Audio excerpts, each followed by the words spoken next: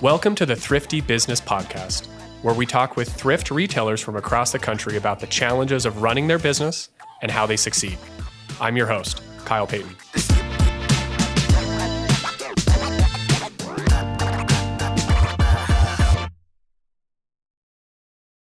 My guest today is BJ Breish from Bucks County. Glad to have you on, my friend. Appreciate you doing this. Happy to be here. Thanks, Kyle. Excellent. Let's just start Bucks County. What are you guys all about? How long you guys been? Just kind of run us through what Bucks County Habitat for Humanity is all about. Bucks County, Pennsylvania. So we're just north of Philadelphia. The affiliate's been around since 1990. The ReStore started shortly thereafter. We started with one store, and it was probably when I joined, which was about 9 years ago, we were bringing in about $400,000 in gross revenue. I saw a lot of opportunity to kind of take things from there and grow the program. We were faced at the time with rising house costs, just like everybody else, but this is a very expensive place to live in Pennsylvania. It is the second most expensive county in Pennsylvania to live. And the cost of homes just was continuing to rise astronomically. So we wanted to do everything that we could with our ReStore program to help offset, that challenge and hopefully get to the point where we could build more homes. Like I said, the affiliate's been around since 1990. Since that time, we've built 127 homes. We've also very recently expanded our home repair program. We saw a need in our county where a lot of families and individuals were aging in place and wanted to continue to live in their homes. So we would start to go in and do some, at first we were calling them a brush with kindness. They were minor repairs, but made a significant difference for individuals. Things like grab bars in showers to make them more accessible for folks to use. Things like handicap ramps for folks to get in and out of their house that maybe otherwise wouldn't be able to. And we started to do a lot of those different projects and graduated most recently to doing more critical home repairs, where we're actually fixing roofs and fixing major critical components of a home, like redoing all the windows and the doors and things of that nature. Which has been very important to us because we've also been plagued with, all those climate change challenges, although not as significant as some parts of our nation.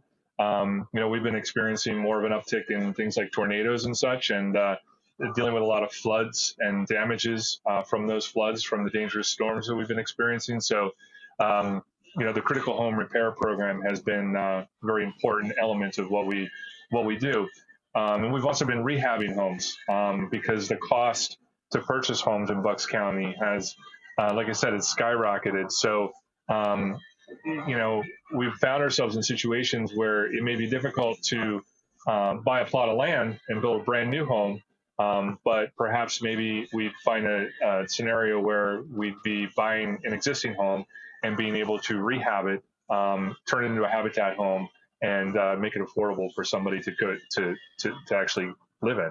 So that's awesome. I didn't know the scope. I think a lot of people, when they hear Habitat for Humanity, just think, buying a plot of land, building a brand new home. I didn't know the scope of, the repairs and the remodels. And I mean, that makes sense with the cost of housing and being what it is.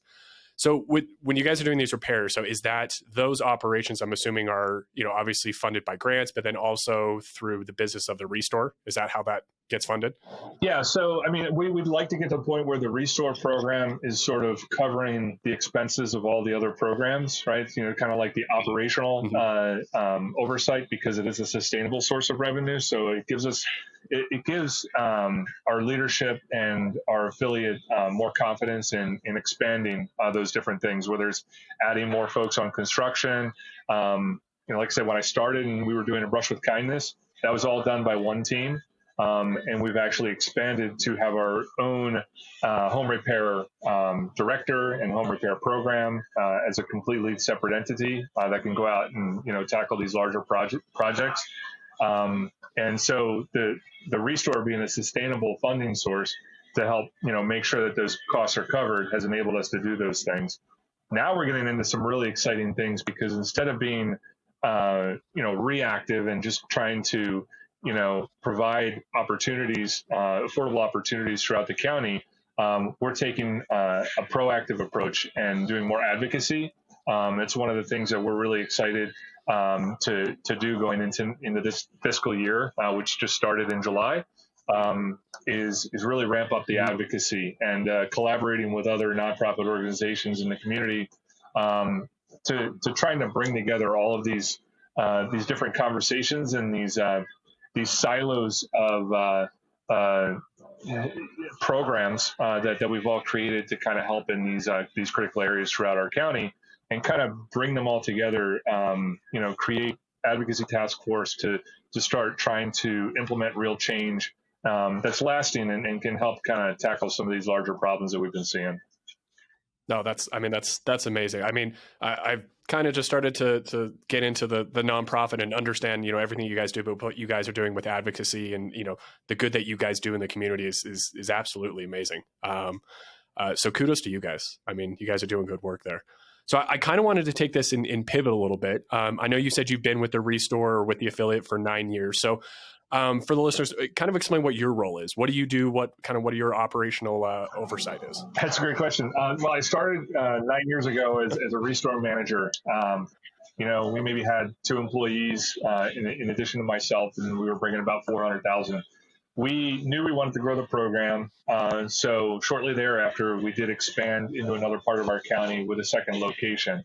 Once we had 2 stores up and running, it was apparent that we needed some more operational oversight and more focus on our strategic goals and the strategy on how we were going to continue to grow the program. So I moved away from store management and we developed a director position, which essentially I continue to carry to today and has really kind of turned into again, focusing on the strategic elements about as to how we're going to grow the program and provide a sort of a level of service to the management team on the front lines running the day-to-day operation, making sure that the stores have what they need in order to be successful day to day. So I might find myself on the back of a trailer unloading donations one day and another day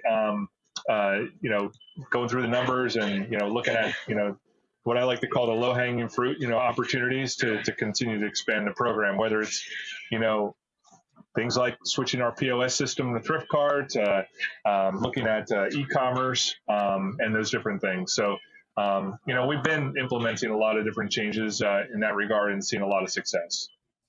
Oh, that's awesome. So essentially a jack of all trades. You're doing everything and anything that you can to grow the affiliate. We all do. I mean, that's a fun part about it. I always say it takes all kinds of people to run the world that we're all familiar with living in. And some folks are, they're comfortable and they're satisfied with sort of that routine. They kind of know exactly where their lane is and they kind of stay in it. But I'm not really, that's not really what kind of keeps me going.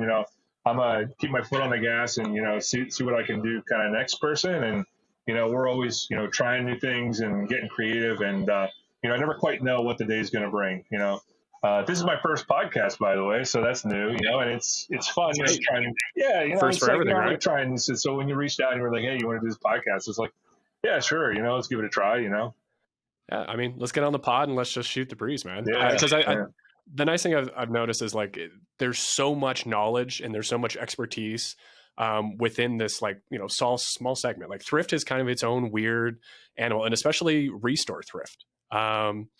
So kind of moving forward, as I understand it, you guys were able to open a new store. So that would make the 3rd location for you guys, right? Yeah. So like I shared earlier, we opened the 2nd store, and then most recently, about 3 months ago, we opened our 3rd location. And this one covers the rest of our county. So there was an area that, our county is very long. So it takes a long time to get from one side to the other. And we were covered the lower part of our county closer to the city. We covered the central part of our county, but we really weren't present in our upper part. and this store solves that for us. So I'd like to think that you're probably anywhere in our county now within about a 15-mile radius of a ReStore, which is pretty cool. Oh, wow. Yeah, that's fantastic. So kind of let's kind of talk the day-to-day of the ReStore. I know you've kind of been in the director role. I know you have some managers, but managing, a ReStore, what are some of the challenges, that are unique to ReStores, but unique to Thrift and maybe Habitat, that people aren't aware of? That's a good question. And I think it depends on where the program's at. My challenges when we were a $400,000 operation are different than my challenges today. We're just closing up the fiscal year. We did about 4.6 million last year in sales. So they're different challenges. There's some of the more fun challenges, I should say, are the ones that kind of have us rewriting what's next, right? The best practices of ReStore. We're at the point with our program that in order for us to grow, we kind of have to look outside the box and see what's next. We've picked all the low-hanging fruit. We've implemented all of the best practices. And so it's a fun place to be, but it can be a challenge depending on what affiliate you come from. Well, if you don't mind giving the listeners that, what are some of those best practices that you guys, you say low hanging fruit? What are some of those things that you guys implement there that people listening could perhaps latch onto and implement at their own store? That's a good question. I mean, when we look at the data, right, and the data really kind of helps drive some of those things.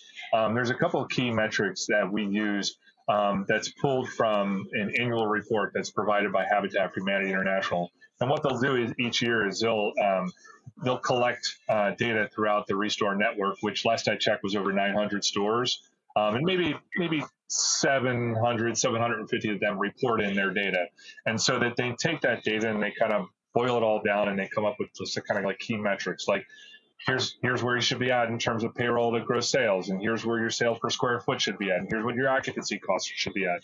And so we kind of use those as sort of guiding principles to try to decision make and try to determine what do we need to implement? How many people do we need to hire? What kind of roles do those people need to fill? And what should we expect in terms of performance out of our store? And that kind of helps us sort of, get a baseline. And if we're outside of those parameters, or we're not achieving, I should say, for the most part of those parameters, and we know kind of where to look in terms of finding our low-hanging fruit. But once you get to the point where you're like, okay, well, now I'm exceeding. I'll give an example, Kyle. In the industry, most recently, I heard the term $44 a square foot thrown around. So, typically we see about $44 a square foot out of our facilities. But when you're operating stores and you're doing $80 a square foot on a regular basis, those rules don't apply anymore. You have to if you want to see growth, you have to get a lot more creative. It's not as easy as saying, okay, well, if I'm doing $30 a square foot, I know I have room to grow, and I can implement some of these other best practices, whether it's the way that the store is being merchandised. A lot of times, honestly, Kyle, it's just throughput and how quickly you're turning inventory over. Early on, I learned that it's all about turning the dollar, right? I mean, I see some programs fall into the trap of trying to squeeze as much money out of a particular item, right, as they can. When the reality is that it's really it's a numbers game about turning the dollar more frequently. So I could sell a $100 couch, but it might take me 3 weeks to sell that $100 couch. How many $10 couches can I move in that same amount of space in that same amount of time? And the answer is often you can turn a lot more, if you focus on volume. And so, one of the early things that we did was we deregulated our pricing policies. When I walked in, it was like only 1 or 2 people on the team were allowed to price. And that person doesn't work on Wednesdays, so nothing gets priced on Wednesdays. The volunteers just kind of like move the merchandise around in the back and organize it so it's ready for the person to come in and price it. And we just one day we went out, we bought a whole bunch of cheap pricing guns, and we handed them to everybody, and we said, just put a price on these things. Doesn't matter if it's the right price, if it's the wrong price, just get a price on it, get the item to the floor, because you're not going to sell anything and sitting in the back room. Overnight, we saw a 30% increase in sales. So to us, focusing on getting more product, getting more donations in the door, and moving it, as quickly as it's coming in, it's going out the door, has been our key to success. Let's talk about let's talk about that, because I mean, ReStores in particular are so donation centric. So what is how do you guys use Thrift Cart for like the donation process? How do you guys gather your donations? Well, we use all the Thrift Cart modules, and one of the ways we gather donations is through doing free donation pickup. So we offer a free pickup service in our county, and we accept donation drop-offs, by no appointment necessary on our back docks. And in either situation, you're going to be integrated to some degree with the Thrift Cart platform, and that helps us collect data and helps us kind of make decisions behind the scene strategically. Give an example of that, with our truck scheduling, all of that, thanks to Thrift Cart, is actually very user friendly, because customers can go onto our website and they can do that. They don't even need to make a phone call. They can just do that right from the website, and the module will kind of walk them through step by step. And it's customizable, which is nice, right? So working with Thrift Cart tech support, I believe I worked with, shout out to Corbin, by the way, Kyle. Corbin's amazing. He's awesome. Don't lose him. But working with Corbin along the way, working with Michael's been great too. He was really beneficial in terms of kind of customizing the dashboards and stuff for us. As a matter of fact, I got to reach out to him. I have a question for him about. I want a new report, and I think Michael can do it, because it was funny. We were talking about, oh well, it'd be nice to have this report, and I was like, oh, don't worry, Michael can handle it, because I know. If I come up with a crazy idea, chances are Michael can figure out a way to make it happen. And there's a good chance he's probably already built. So probably, yeah. Throw at what you're looking for on that report. I mean, that might be interesting to some of the users might be, or the listeners might be after.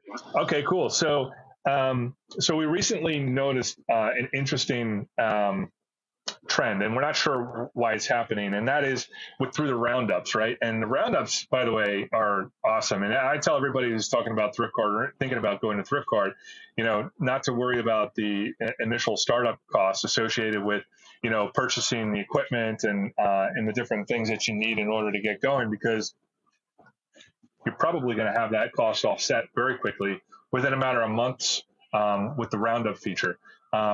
This past fiscal year, we saw over $20,000 just in roundups. I mean, that's amazing when you think about nickels and dimes, right?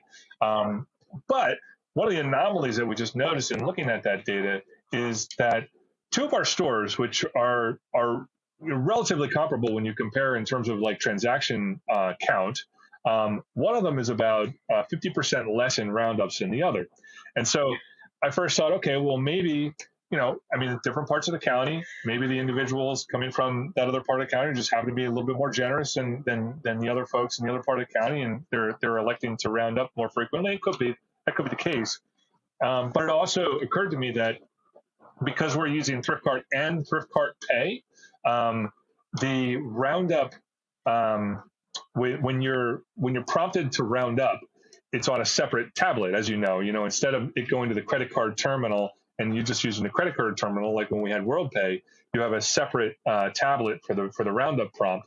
And if there's an issue, which by the way, it's been working great, so there hasn't been any issues with using that extra tablet.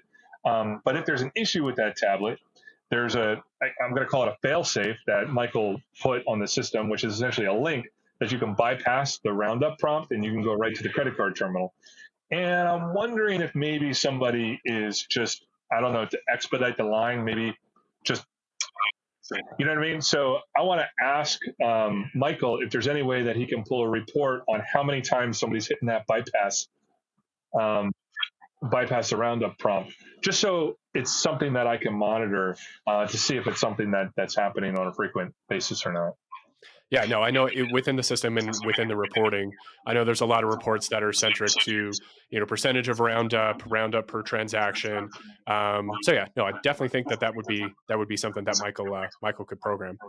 So then kind of talking like we're like on the basis of reporting, I know you have your metrics and your KPIs, from Habitat. What kind of reporting did you guys customize within ThriftCart that's helped your business? Well, we use the sales per square foot, which has been very helpful. And, I know that actually is a relatively new feature. Maybe we're going back a year at this point, and along the way there were several iterations. And I appreciate Michael and Corbin taking my feedback on, because I had some suggestions on how that might be, more customized and beneficial as well, which has been great. Um, and that's really kind of one of the great things about the reporting in general, right? I mean, it's not just you get what you get on the surface, right? And what's available, it can be customized to what you're trying to achieve, which is also important when you talk about things like scalability. And, we have to look outside the box now. So I have to look beyond the KPIs and the best practices. And, I'm going to need to start looking at some unique things. So it's nice to know that I can customize reports. But we use that one because it's just really easy to kind of input. You input your square foot by department, and it easily spits out a report for you. Obviously, then we're using the category option, so we have ThriftCart customized, so that even though we don't inventory everything that's on our floor because it is donated and it would be tedious on the front end, we're inventorying on the back end, meaning that at the point of sale, when somebody's purchasing something, I know if they purchased a piece of furniture, a housewares item, clothing, whatever it is that they ordered, so that I can track the sales by department, by square foot. We're using all the reporting features that are available through the truck modules. We're using a report, which I think the region was actually, because I also do a regional call for ReStores, and a lot of folks were really interested in this. So this might be interesting to folks out there listening on this call. We use a report to track our donation drop-offs by zip code, which has always been something that we've had to do by paper. We rely on volunteers to do that. And now, thanks to ThriftCart, I mean, actually, a lot of folks were surprised to hear about that feature and to hear that was available. And I was trying to explain to them how it works, where, you guys got each store their own phone number, and that phone number is a phone number that anybody can text into to receive an electronic donation receipt. And not only does that allow us to track all the zip codes for the electronic donation receipts at the donation dock, but it's actually eliminated our need altogether to have paper donation receipts. Because if they're getting it on the truck, the system automatically sends them a donation receipt when we mark that stop completed. And if they're dropping it off at the dock and they want a donation receipt, they just text a number and they get their donation receipt. I was spending probably over $1,000 between two stores just to print paper receipts, and that cost has completely been eliminated. Saving money and saving trees. Yeah, that's what we're all about. It's been great. Yeah. So those are probably the primary ones that we use, and obviously, the daily sales. I like to think we have pretty strong cash control policies in place as well. So we lean into the fact that ThriftCart is very customizable, almost to a fault, because every time I have to set up a new user, I have to select, what they have access to and what they don't have access to, their permissions. But it's very easy to kind of manage that, right? Which is helpful, so that only certain people are doing certain things like returns and stuff like that. So you can keep your cash controls in place. But we're doing daily reconciliations, and it's easy to pull reports and things like that. So those are the main modules that we've been using, and they've been really helpful.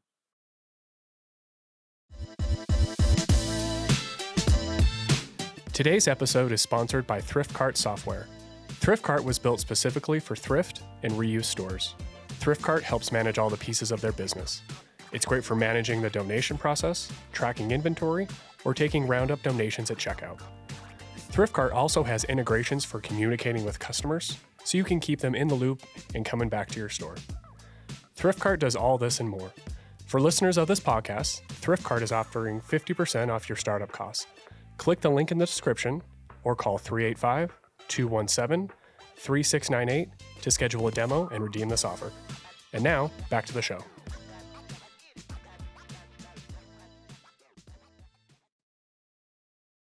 I did want to ask, because you brought up the square footage report. So when you were initially utilizing that report, did it lead down the path of like reallocating space in the store, or is the space in the store always stayed the same? Because one of the things I would think if I was using that report is, okay, if I'm generating, a really high amount of dollars per square foot in a certain category, it makes sense to expand it. So did that reporting lead to any like changes in layout or merchandising or anything? It's definitely kind of honed in on some areas of opportunity, right? I mean, if you have one section of your store doing $20 a square foot and another section doing $120 a square foot, you decrease the size of the one or eliminate it completely, and you increase the size of the other, right? And so it's allowed us to make very quick decisions, and the decisions are based on data. So we have done that, and we actually do that constantly. Where it's a constant, because things change. I mean, things change very rapidly. It does. I guess you could say it's one of the challenges of thrift, but I think it's something that keeps things interesting. You always need to be aware of what's how you're allocating space on your sales floor and what that space is doing for you overall. I like to call it keeping your finger on the pulse of the business. Using the sales per square foot by department allows you to keep your finger on the pulse of the business. We don't rely on it solely, because I do encourage the management teams to have their eyes on the departments of the store and make sure that they're keeping tabs on things physically. But it has allowed us to make important strategic decisions in terms of how we're allocating our space. It's also a great motivator, and I say that because there's certain people that tend to navigate to doing certain tasks in our stores. You might have an employee that loves running the register, or you might have somebody that completely dedicates their time to just pumping furniture out to the floor, or housewares for that matter. And so when you can go back to them and you can say, hey, look what your department did. Look what you were able to do. And imagine, if you were able to increase the performance of your department, what your capabilities are, what your potential is in order to do that. So when the employees see that, and they see how their performance rates, in compared to other departments, I think it motivates them to want to do better. And I actually have people asking me now, like, hey, can I see, can I see what this department did? Can I see what that department did? Yeah, I never thought of it that way. It's the old adage, like, you can't tell if you're winning if no one keeps score, right? So I No. didn't think of utilizing Thrift Cart that way, but no, that's fascinating. No, so thanks for kind of walking through the process and helping us understand how you utilize Thrift Cart. I kind of wanted to pivot a second. I know you said, Thrift is changing all the time, but are there any, I guess, trends that you're seeing going forward? Like, you got to make changes, you got to be on the edge of things. What are you keeping your pulse on, in terms of like changes or innovations or trends in the industry that you're aware of? That's a good question. I think donations have been interesting, and again, when we talk about generating sales, it all comes back to how many donations, or how much, I should say, how much product you're getting in the store. Because another thing that I would say is innovative and changing quite rapidly are two other things, and that's e-commerce and purchase product, and what role purchase product has to play in the stores.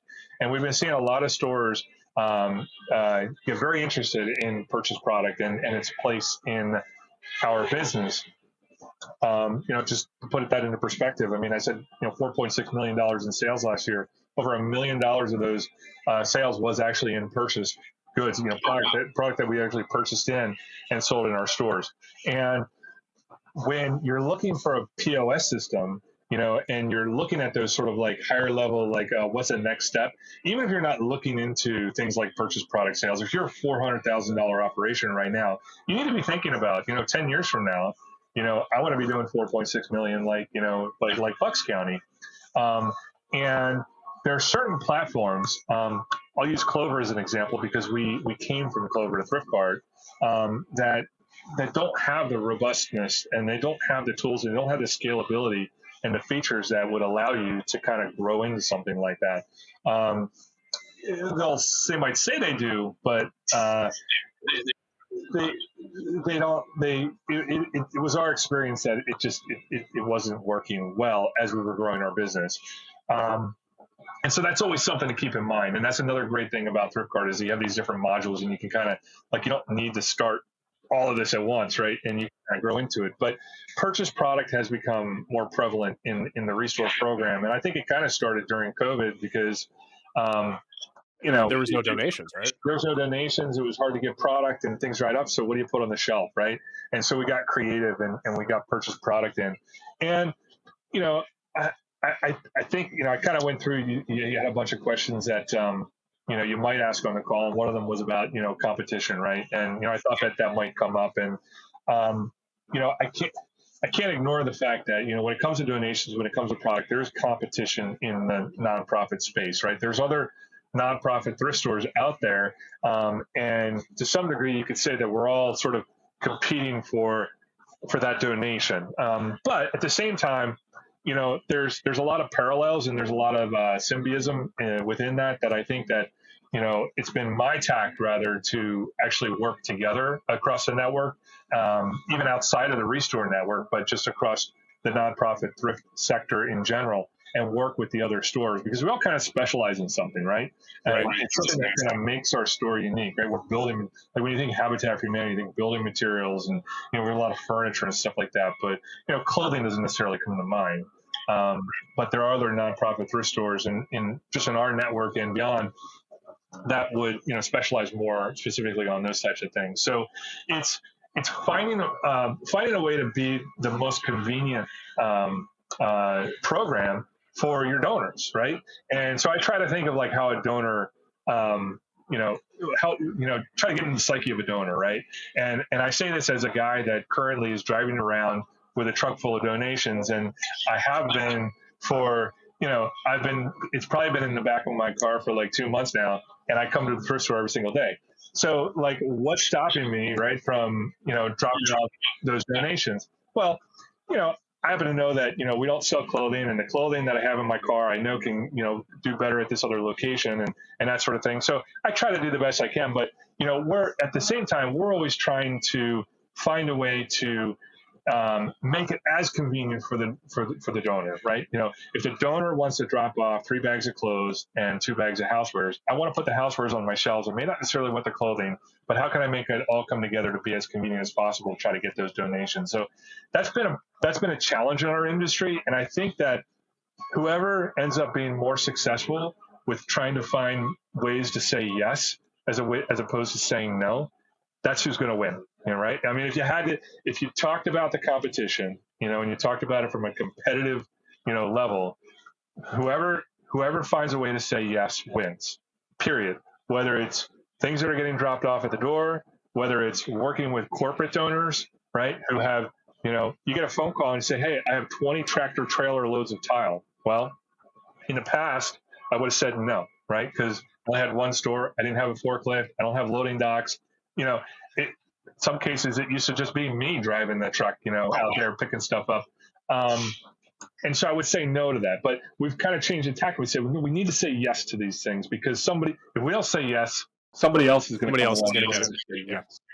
Yeah. So we've been really focused on that. And I think the best way to do that is together, right? Regardless of whether it's in the ReStore network or outside the ReStore network, it's coming together. It's recognizing that, all ships in the harbor will rise. If we start to say yes to these things, and you can take a trailer, I can take a trailer, she can take a trailer, he can take a trailer, then we all win in the end. And the corporations or the individuals know that regardless of where they go, they're going to be, served, and they're going to get their donation taken care of. That's what it comes down to.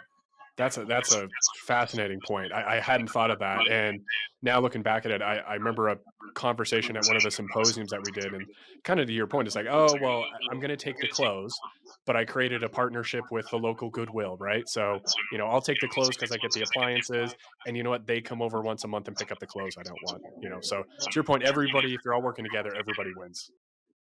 Kyle, if I said, let me write you a check for $15,000 in 4 months, would you say no? Yeah, absolutely not. Right. So my point is over the past 4 months, collecting clothing, saying yes to clothing, and literally doing nothing but throwing it on the back of a trailer, we have created a partnership with another organization who has written us 2 checks totaling $15,000. That goes right back to Habitat mission. Right back to Habitat, right back to building houses. Before then, we were saying, no, sorry, we don't take clothing, right? And so now I'm kicking myself. I've been doing this for over 10 years, right? And over the past 4 months, I've made $15,000 by saying yes. That's the only change we made, right? So, and also it's hard to quantify, right? But there's a lot of other value because chances are it's a lot more than $15,000 that we realize over that time because they know we take clothing, then they're going to give us the other things too, and they're going to give us the housewares, and they're And going to you're give us the making money boxes off of that. Yeah. otherwise would have gone somewhere else. So always finding a way to say yes. I'll give you another quick example of that. We select or we accept electronic waste, including televisions, old TVs. Like you can't put them in your residential trash, right? You can't put them in your commercial trash. You can't. You just can't do it. And it was a lot of work. It was months and months of work to understand state law and understand the different organizations that were responsibly recycling this material. But we worked it out and we created a partnership where now we accept. Actually, the first day I put it out there it was just social media. I put it out there, hey, we're now taking TVs. No exaggeration, we had to shut down a state highway. The police got involved. It was this big thing because the line of traffic was so long for this service that we had to shut it down early, and I had to put out an apology and everything because it was just overwhelming. I had not realized the demand for this service in our community. But again, it was going back to that concept where, the ReStore. First of all, anytime we're trying to grow the ReStore, we're always looking at it from the perspective of, yes, we're here to generate revenue to support Habitat for Humanity. That's our primary. That's why we exist. But if we can do that at the same time as providing additional services for the community, why the heck wouldn't we do it, right? And we're already doing wonderful environmental things for the community simply by existing. So I'm going to continue to pile onto that as much as I can. And if I take TVs, if you're going to go through the effort of lugging this, 100-pound, 65-inch, old TV out of your Old basement TV that's so heavy. Yeah. to put in your car and bring to the store, chances are you're going to take a moment to go through your house and you're going to get a couple other bags and boxes. And what else? Yeah. What else can I bring? Yep. Chances are also good that once you do come to our store, and you weren't originally going to come to our store, but once you do come to our store and I unload your car, you're going to park your car and you're going to come in and you're going to buy something. And that's exactly, so we tracked that for a couple months, and that's exactly what we saw. And we increased our sales significantly. Year over year, we saw about a 17% increase year over year in sales. And we're aggressive in terms of our growth looking forward. I do have the new store, but fiscal year 2024, we're looking at a 29% year over year. You just don't see that. You don't see that in regular retail. But we're doing it, and it's by looking at things like this, being innovative, finding partners, networking. I'm going to beat you to another question you had on your list, and that was, how do you find vendors? How do you find vendors and stuff like that? I don't call them vendors. I don't look at you, Kyle, or Thrift Cart as a vendor either. I look at them as partnerships. I'm not going to do a podcast for a vendor. I'm going to do a podcast for a partner because we're going to partner together, we're going to work together, and we're going to grow, what we're doing here in Bucks County. But we're also going to grow what's going on in New Jersey and Delaware and Philadelphia and maybe even across the country. I go to the large resource symposium. I talk about these concepts. I talk about these things because that's the other thing. Even though we're the Habitat for Humanity of Bucks County ReStore and we're focused on affordable housing in Bucks County, I live in Montgomery County, which is a county over.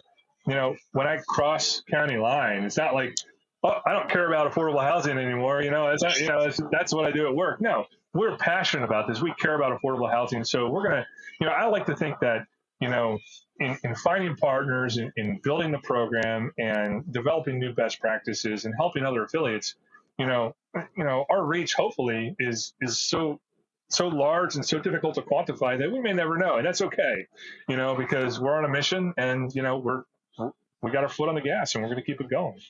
No, You know? those are some words of wisdom there. So I hope everybody listening, you guys like rewind this and replay those last 10 minutes because that was absolute restore and thrift gold right there. Just say yes, guys.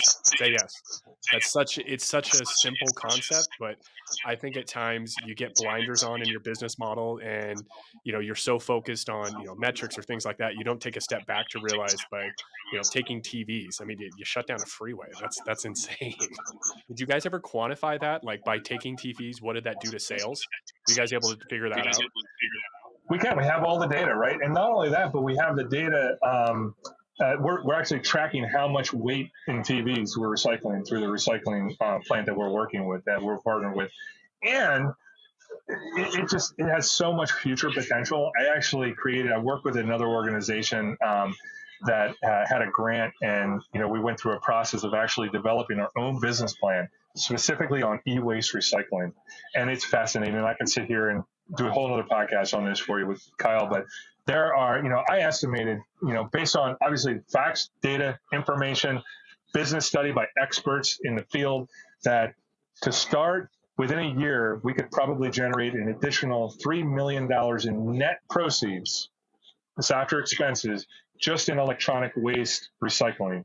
And this is job creating, this is revenue generating, this is supporting Habitat, and it goes back to supporting our core business, which is getting more donations and supporting Habitat for Humanity.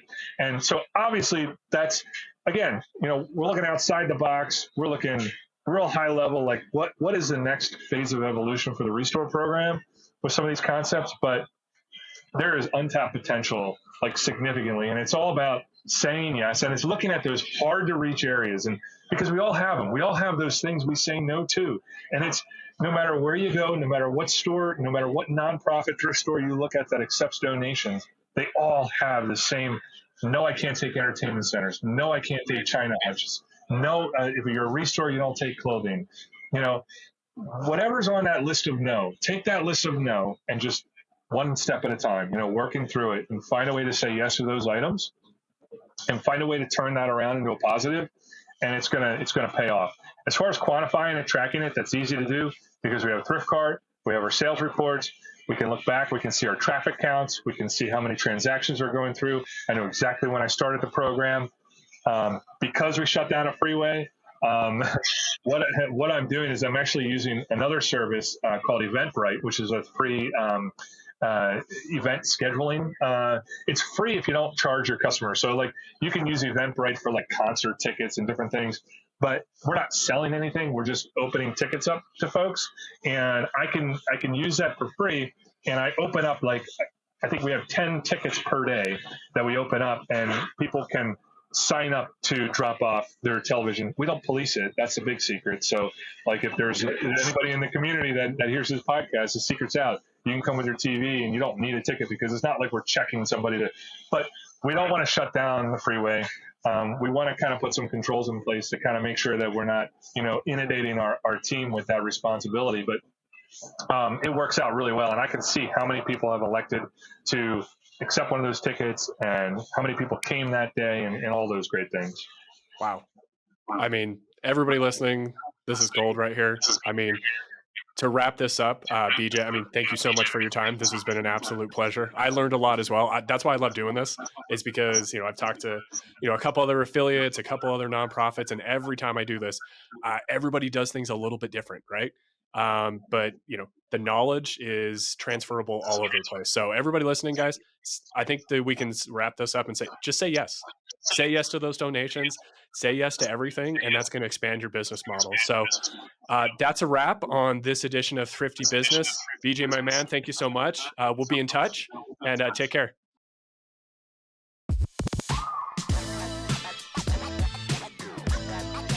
Thank you for listening to Thrifty Business. Be sure to subscribe on Apple Podcasts, Spotify, YouTube, or wherever you get podcasts.